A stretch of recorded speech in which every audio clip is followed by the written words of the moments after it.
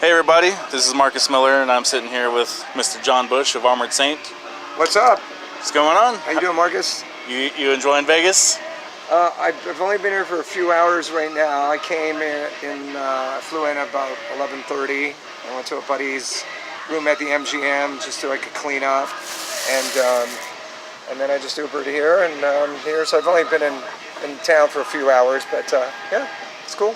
Last time, I feel like one of the last times I was here is my son plays in hockey, and there was a hockey tournament here in Vegas. Okay. So we were here for like 3 days because he played. I don't really know. I feel like the rink isn't that far away from where I am right now, but I could be completely wrong. But yeah, you know, it's Vegas, one and only. Are you leaving tomorrow, or? We're leaving tonight. We're actually going to play tonight, and then we play tomorrow in Anaheim, and we're going to go stay in Barstow. I'm not exactly sure as to why. You know, it's because Barstow. Wait, you're playing in Barstow? No. Okay. We're playing in Anaheim. We're trying to get out of town to kind of get on the way, get moving, and then we're gonna stay in Barstow. Maybe because then nothing would happen because we were in Vegas. Maybe something would, but in Barstow nothing will. Yeah. And then we'll leave in the morning. We'll go to Anaheim. Then we'll play in LA on Saturday. Okay. 3 shows. I noticed. We just got back from Europe. We were in Europe for a week. So. Good times. Good. Yeah, we played a couple of cool festivals, Alcatraz in Belgium, and then another one called Brutal Assault, and that's in the Czech Republic. We had never played in the Czech Republic, so that was real cool. All right. So I know that you're from LA, right? Born and Correct. raised? Born and raised, all of us. Cool. Yeah. Well, Phil was born in Mexico City, and maybe Gonzo too, but yeah. Tell me kind of the early days of Armored Saint. Like, you all kind of went to school together and stuff, right? A little bit? We did. Phil, Gonzo, Joey, and myself grew up probably, I'd say, maybe a quarter of a mile from one another in a little town called El Sereno, which I'm wearing a shirt today.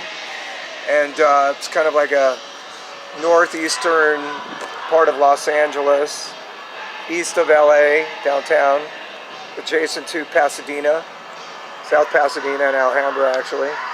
And we grew up there. And, we went to elementary school together, junior high, high school. And then in my high school junior year, I transferred schools to South Pass because I was ready for a change. Gonzo ended up following me the next year, and that's where we met Dave. And then we met Dave Pritchard in South Pass, and that friendship developed, and then Armored Saint kind of happened shortly after that. You weren't necessarily a thrash band, but you kind of had some flickers of stuff in there. Right. Well, I always say that we kind of always, in our early days, we had slight identity issues because we weren't a thrash band, but we were certainly very powerful and heavy. We weren't a hair metal band, but we were from LA and we all had hair. I did then.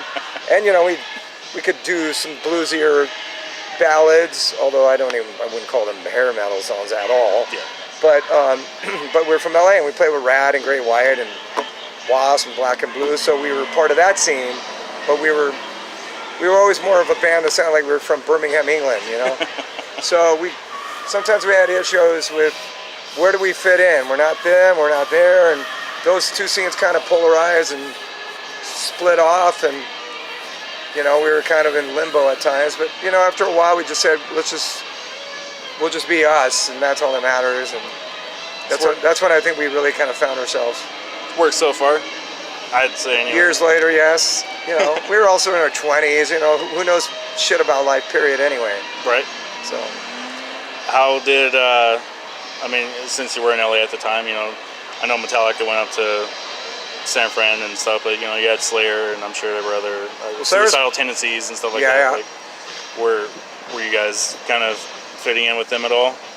No, we never ever played with Slayer. I don't think we ever did a show with Slayer. We did eventually did a tour with Suicidal, but that wasn't until Symbol came out in '91. Okay. And we did a tour with them. I think they had Lights, Camera, Revolution. So it wasn't like a long tour. It was just kind of like a West Coast tour. Seattle, Portland, like the Bay Area and LA and San Diego.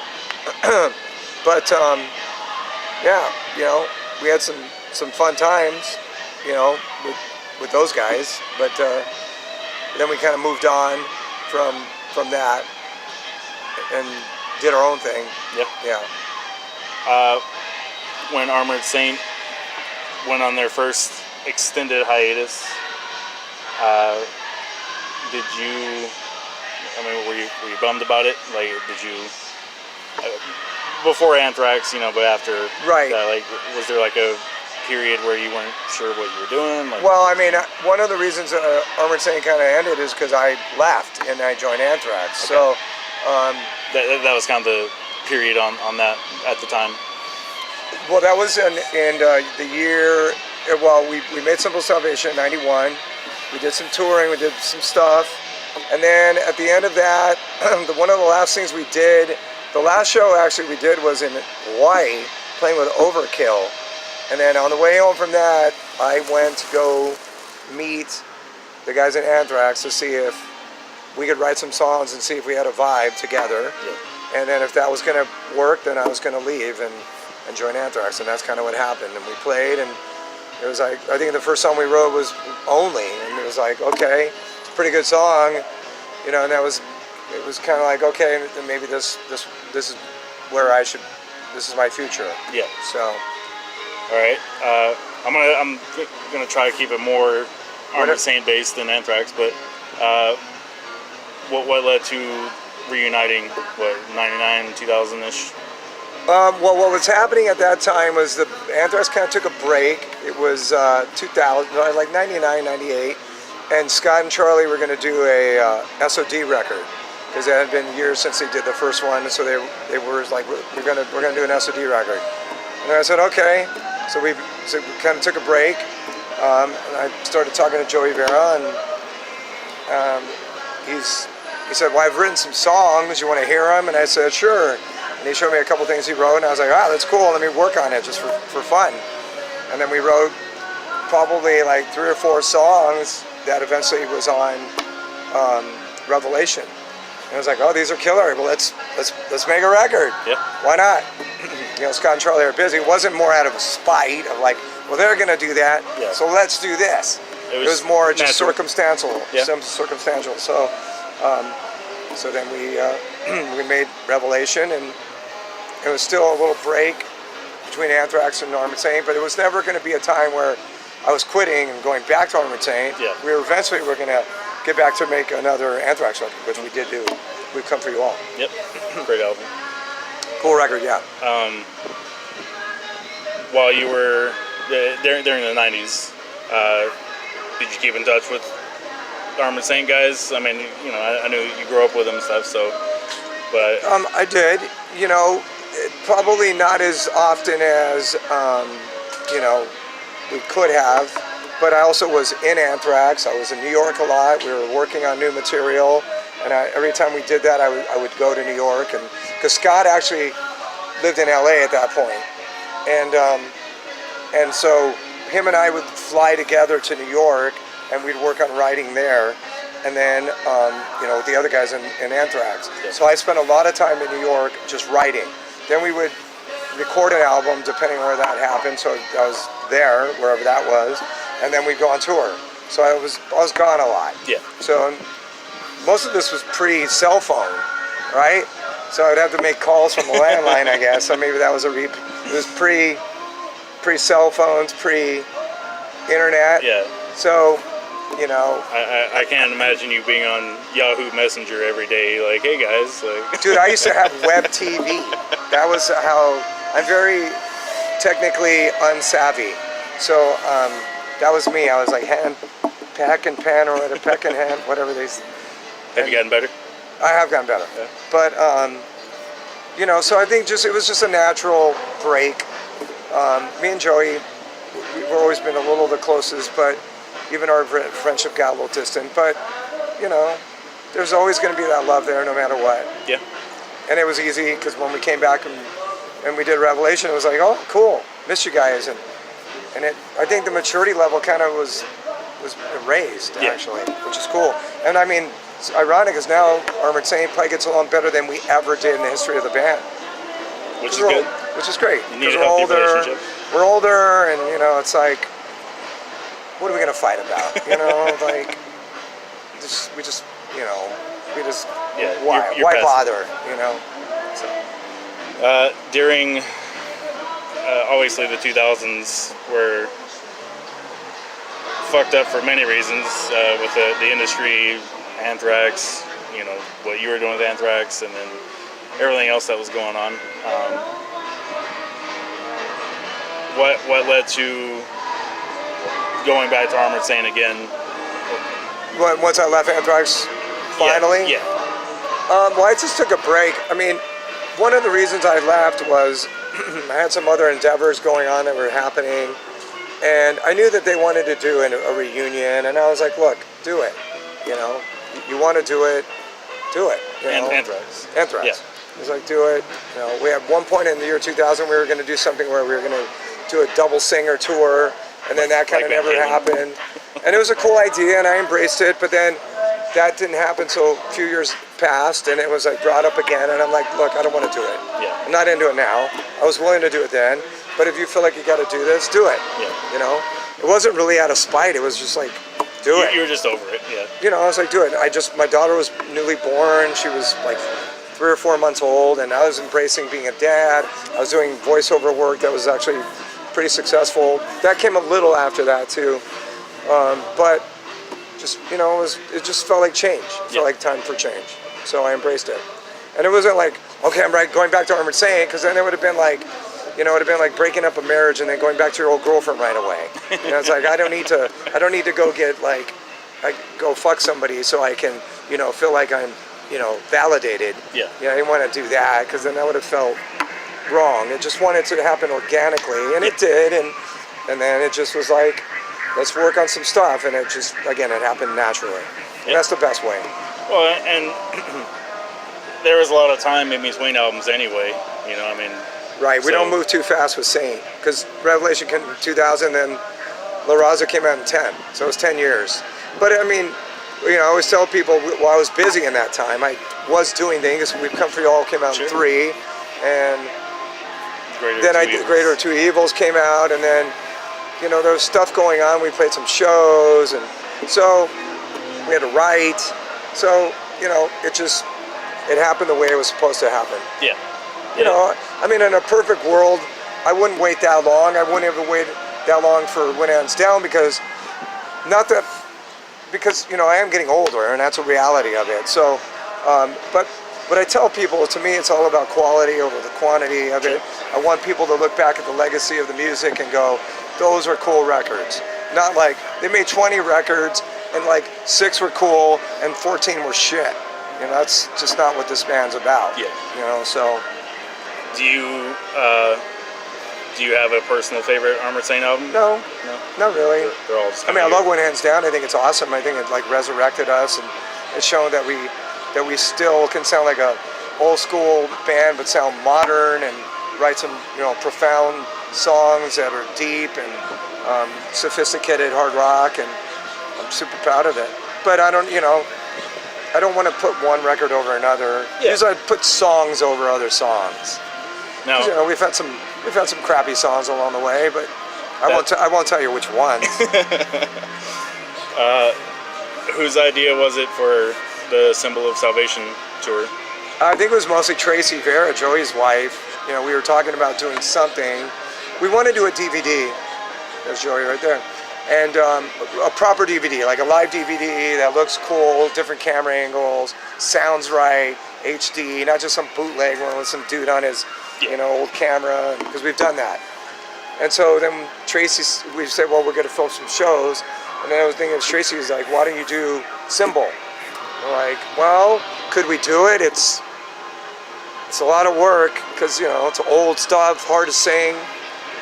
But then we started working on it, and we're like, fine, it sounds killer. And so now we're in a groove. Is that sort of why it's a limited tour? Is it kind of like a trial run? Yeah, well, you know, honestly, I don't think, it's not really in Armored Saint's best interest to go out and do 2 months of headline dates. We're just, you know, it's not good for us to do that. You know, for us, so it's better to go out and do like selective cities here in Europe, have great gigs, not try to go into like Reno and expect to draw 400 people. We just can't do it. Yeah. You know, it's a fact, Jack. You know, Detroit, Chicago, yeah. You know, Jacksonville, Florida, probably not. You know, I'm sure there's some Armored Saint fans, but we just, you know, the sheer numbers are let's play where we can do well. Is that like were all the cities specifically handpicked? I mean, I think it's just, let's be logical. Let's see where we can get a good offer. Know that we'll draw pretty well. Yeah.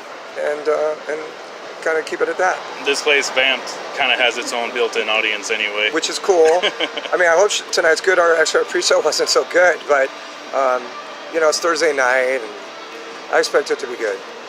I think so. Yeah. I'm going to have one Anthrax question. Okay. The Greater of Two Evils album. I'm sure that wasn't your idea. Well, I was supportive of it. In retrospect, probably wouldn't have done it. Hence, I knew I was going to be leaving the band shortly after that. You did know? No, I said okay, if I knew, then I probably would have said, well, why am I going to do this? Yeah. It sounds good. It sounds cool. It was pretty raw, pretty live.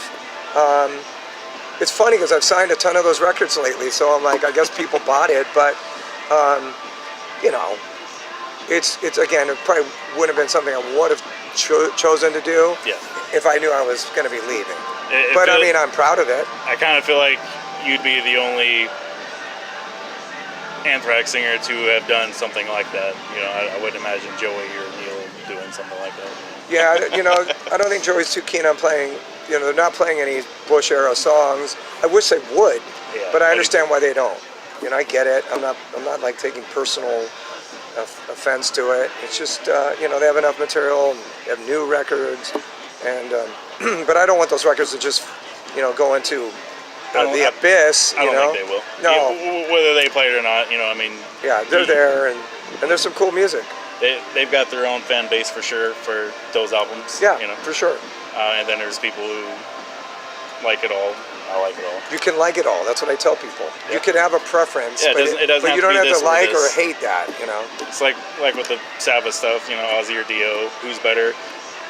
If we're going technical, Dio's better, but Ozzy. But nothing beats Paranoid and Master Reality. Yeah, that's what makes Sabbath what it is. So you can't say this or this. It's Brian Johnson, God love him, his voice started kind of crapping out, but Back in Black is anywhere as good as any Bond record. Sure. That's about it.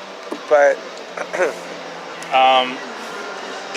was it difficult approaching any of those songs? The Great of Two Evils. Because well, for sure, our voices are different, but Joey's voice is just higher, and mine is lower and grittier. But I always try to sing them as they were sung, but they were always going to sound different because it's me. Totally different styles. Yeah. But I always try to give them the same kind of emphasis and nuances and sing them the same melodies, and I don't want to be one of those people that changes songs. No one wants to hear that. Sure. Vocal tips. Tips. How are you keeping your voice as strong as it is now? Well, I'm trying to just watch what I eat. Don't drink too much. I really shouldn't be drinking too much coffee because it kind of fucks with me, but I love coffee. It's hard for me to give up all these vices. No, it's actually easy. But no, I want to drink coffee. But just, I have a problem with acid reflux. It kind of fucks with my throat, pardon French. Get some sleep. It's pivotal, That's hard to do. Just not push. I'm using in-ears now, which I should have been using 25 years ago, but they weren't existing then. But,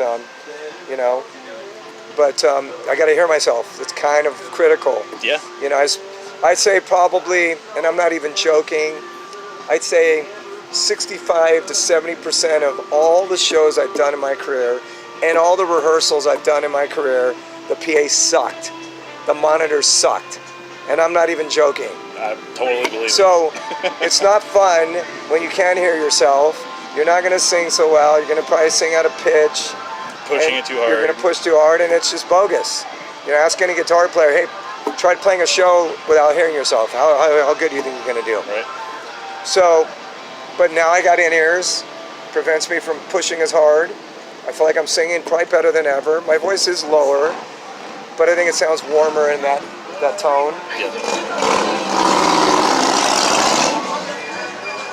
A lot of bikers come here. I see that. And you know, it's just about taking care of myself, which I do better now than I did probably 20 years ago. Yeah. Natural, right? When you're 28, 35, you're like, doesn't matter. Exactly. Yeah. And I didn't always do it, you know, but you know, I mean, at the end of the day, the thing that really matters the most is singing well. Yeah. You know, I don't care what else I do. If I sing like crap, then I'm going to be depressed. And so I'm not in Las Vegas to like gamble and party, and I'm here to play a show and sing well for fans who are paying to see me. And I want to sing well, and I love singing. And when I have a bad night, I get really down. Bums me out. Have you had any on this tour? Not too many. I think the show I did at the Alcatraz Festival in Belgium, which was the last show I did, was kind of rough, but arguably we played a headline show the night before, and our headline show, it goes almost 2 hours, and then we had to play at noon the next day. Okay. So I had to wake up at 9 in the morning because just to get going, to like start warming up. And so I don't think it was one of my better shows, and of course it's in front of like, you know, 20,000 people. But I don't think I was horrible, but I just knew I wasn't, you know, on my game as well as I could have been. It was enough to kind of... It was just like, I mean, if I could have done that show that night, I probably would have sang much better. Yeah. But dude, I was going on 12 hours of... the last show was 12 hours. Yeah, that's not enough time. And, you know, waking up at 9 in the morning. The day before, I got up at noon. Well, we were playing at noon. Yeah. It's pretty rough. But hey, that's metal.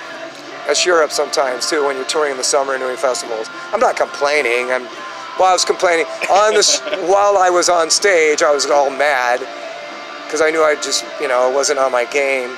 I still was rocking out and giving everything I had. Yeah. I just knew wasn't the best of my voice. But you know, I was grumpy. I was kind of grumpy. But you know, I don't want to show that. We're playing in front of a big crowd, and the show was great. Yeah. So you'll tell me if I'm on tonight, you know. Hopefully I'll be good. I'll give you a thumbs up. Or a thumbs down. I feel like it'll be up. No, after that show, that was Saturday. Yeah. Then we flew home Sunday, and I haven't sang since then. Okay. So I've had 4 days to rest. If I can't sing good today, then I should call it. Have you already... We haven't soundchecked yet. Okay. And obviously lately there's been the whole little... I don't want to say rumor, but you possibly going out on tour and doing your Anthrax songs. Is that... I'm open to it. Nothing really has happened. Yeah. You know, we've entertained soliciting it. We maybe haven't got the right offers. I don't want to go out for 6 months doing this. Yeah. I really want to do a handful of shows, so I want them to be the right shows. It's not, you know, pivotal that I do this immediately. As a matter of fact, I wasn't even that into it. It was more pushed by somebody, and I said, okay, I'm open to it then. Yeah. And when it happens, it'll happen. It will happen. You know, again, I don't want to say I'll get around to it in 5 years because I'll be 55 in a week. So I don't necessarily want to have to go out and like sing, you know, Potter's Field, and I don't even want to necessarily think about having to go out and sing Rain of Fire in 5 years. You know, it's so I'm all about living for the moment because that's just kind of how I conduct my life. Yeah. That doesn't mean I, you know, do blow all night and drink all night because, well, I did that at one point, but I don't anymore. But you know, I take care of myself, and I just can't think too far into the future because I'm not 25. You know, I know that. So if I'm going to do it, I have to entertain the idea of doing it relatively soon. Yeah. If it happens or when it happens, it'll happen. But it's not going to be some big long thing. It's just, and where it happens, I don't know. And with who, I don't know. Yeah. I want to do it with Paul Crook. I love Paul, and him and I have talked about doing it. Paul used to live in Vegas, doesn't live anymore. But I don't know, I just feel like it'd be cool to do with him, as he was with me during 2 of those records, touring, and he recorded my vocals on one of them, and I don't know, I just feel like he's connected with me, and it would be cool. I think so. Yeah. I mean, I would hope maybe you would come here with her. But I would travel if I had to see it. I mean, Well, you might have to, because I don't know where it will happen. If it happens. If. When. If or when. And then I'm going to ask, because you're from LA, where's the best tacos at? Oh, geez. In LA? Yeah. Where's your spot? There's a killer place near our work where my wife and I have an office called Numero Uno, La Numero Uno. That place, it's not tacos though, they make these killer bean and cheese burritos. Okay. Those are spectacular. And that's, I don't know, tacos. I know. Probably like the little taco truck that's on the corner of Olympic and La Brea, although I've never been, but everyone says that's the best place. And Is it always on Olympic and La Brea? It's always on the Olympic and Brea, it comes when it goes. God, I don't know. Probably somewhere back in El Sereno, but I haven't been there in a long time. I really don't know. But Numero Uno for the best bean and cheese burritos, and that's in Hollywood. Okay. Anything else good on the menu? I don't know, that's what I always get. Yeah? Yeah. Okay. That kind of kick you off a little bit? No, I'm glad. That's a fun question. All right, here's another sort of fun question. It's about Metallica, but it's not like asking how you feel or anything like that. Just a thing. What would an album with you and James Hetfield and Dave Mustaine, Cliff Burton, and Lars sound like? Wow. That's like the ultimate. Well, then are you talking in 1983? Yeah, we're talking like after Kill 'Em All, if you had joined, and like this is the album, and Dave stayed and all that. Yeah. Wow. Nobody's actually said that to me. Well, it would sound like a bunch of young kids. You know, that's what it would sound like, because that's what everybody was. You know, all those guys and myself, because we're all the same age. We were all probably 20, 21 then. It would sound like a lot of young kids, and you know,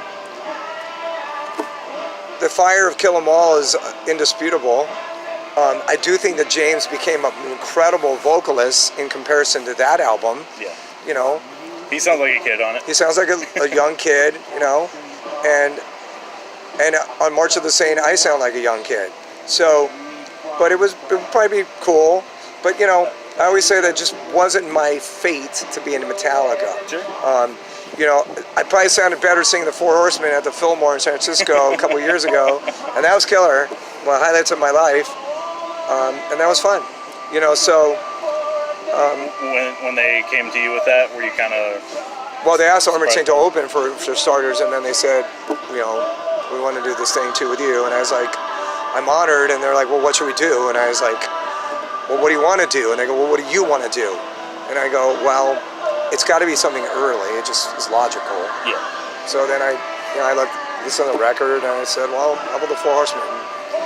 Anthrax actually covered Phantom Lord. So I didn't want to do that. And, you know, I mean, Four Horsemen is certainly one of the more popular songs from that record, but yeah, it was awesome. It was special, and it was special for Armored Saint to open. And they said such nice, great things about us, and that whole thing was really cool simply because it was like a party. All these people were there, Lou Reed, Marianne Faithfull, King Diamond. That was just the day we were there. Yeah.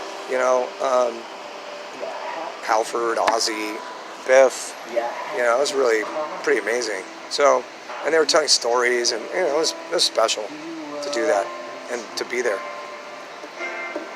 Would you ever think about writing a book? Well, we're doing something.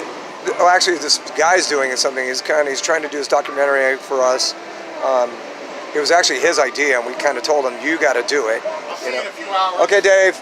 See you, buddy. I'm gonna go home, do a little work, and drive around. Okay. Nice. I'll see you in a couple hours from Metal. Yeah. Joey's here. You just saw him, yeah. See you, bud. He's doing something. This guy's wanting to do a story on Armored Saint, and it would be really, really neat. And what he's done so far looks awesome. We're actually really stoked for him about what he's come up with. So, you know, we'll see. I mean, I think the Armored Saint story is actually a really cool story. This is just Armored Saint. Yeah. You know, talking about Saint Yeah. and what it transpired with us. And I think it's a great story. And so, who knows? We'll see. You know, I think there's some interesting things that could be talked about regarding Armored Saint. And then that's not even including some of the stuff I did with Anthrax. So, I don't know. Because the Armored Saint thing is kind of happening without us. This guy's doing it. Yeah. We're supporting him. We'll see how far he goes. Are you doing interviews for it? Or? We've done a bunch of interviews, Okay. and right now it's just concentrated mostly on the early days. You know, I think there's, you know, there's, like I said, I think there's some cool stories, you know, certainly with Saint, and I think there's some, you know, some cool circumstance with my time in Anthrax as well. So, I don't know. I guess we'll see. You know, I don't know. I assume then you haven't had like an offer, you know, like, hey, do you want to do this book? No, I haven't got an offer to actually do a book. So it's kind of a thing nowadays, you know. a lot of people writing books. I know a lot of people are writing books. I just did Brian Sagal's audio book, a bunch of the interviews for that, which is really cool. Okay. So he's going to do it. I made him wait for months, and I feel horrible about it. And Brian's waited forever for me to do this, but I've been so busy. And then I had to go and do it, and it just took longer than I expected. I'm quite embarrassed about it, but it's finally done, my part at least. And that's his audio book, so it was cool to do the voiceover of a bunch of the interviews. You know, again, we'll see what happens. Maybe, because, you know, the Saint story is a cool story. It really is. So, but then that would be Armored Saint. So then if we did Anthrax, then it would kind of become the John Bush thing, and I don't know if I'm ready for that. Yeah. Okay. Do you? Obviously, you don't have to tell anything if you don't want to. Do you have a crazy, over-the-top, ridiculous rock and roll story that you can tell that doesn't, you know, throw anybody under the bus or get anybody in trouble, even if it's 30 years ago or whatever? And I've never said it.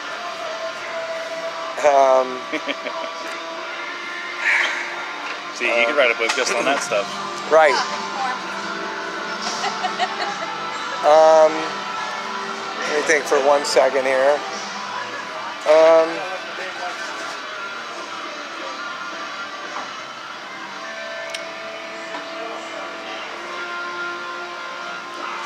me think for a minute. It's okay. Are you done, or is that the last thing? Or? That's the last question. Yeah. Just leaving it at that. Well, you know, I'm kind of a private guy, even though I'm not on Facebook. I kind of live a pretty mellow private life at home with my wife and my kids when I'm home. I've done a lot of things in my life, and I've done a lot of crazy things in my life, and I'm certainly not trying to hide those things. But at the same time, I'm not necessarily out there trying to promote those things either. So I think it's kind of like, if you know John Bush and you're part of some crazy time in my life with me, then that's the story, right? You know, and I would probably leave it at that. Yeah. Because I've done a lot of crazy things, but I don't know that I would say that let somebody say I did something with him. Could be anything. Could be something as simple as some crew guy who did something with me, like, you know, took a shit out of the side of the bus and somewhere in Europe, and one of the crew guys stepped in it. You know, I drove, like a classic story in Pantera, when I got in a forklift after the show when we were on tour. Anthrax was on tour, and I drove the forklift, and I almost hit like these 25-foot panels that if I would have hit them, they were all the meet and greet people were on the other side, and they would have fallen on the meet and greet people. I probably would have killed some people. Luckily, it stopped me before I did that. I was very drunk. You know, I have so many of those kind of stories, probably. Okay. You know, ones that I can't even remember that somebody might remember and tell me what I did. We'll see when someone else writes a book, you know. Right. Scott wrote a book, and he's talked some stories about, you know, him and I are doing things. So I need to read his. Yeah, I read a couple pages out of curiosity. Yeah, but it's a good book. I haven't bought it yet. yeah, it's a good book, and he's, you know, I'm in there a lot. So I'll say that. Let people have their own stories about me. Is it mostly positive? With Scott, Yeah, like for sure. Okay, Yeah, absolutely. cool. Yeah. That's good. All right. Anything else? That's it, man. Thanks for the support through the years, and good luck with your band, and we'll see you tonight. Appreciate it, John. You got it, bud.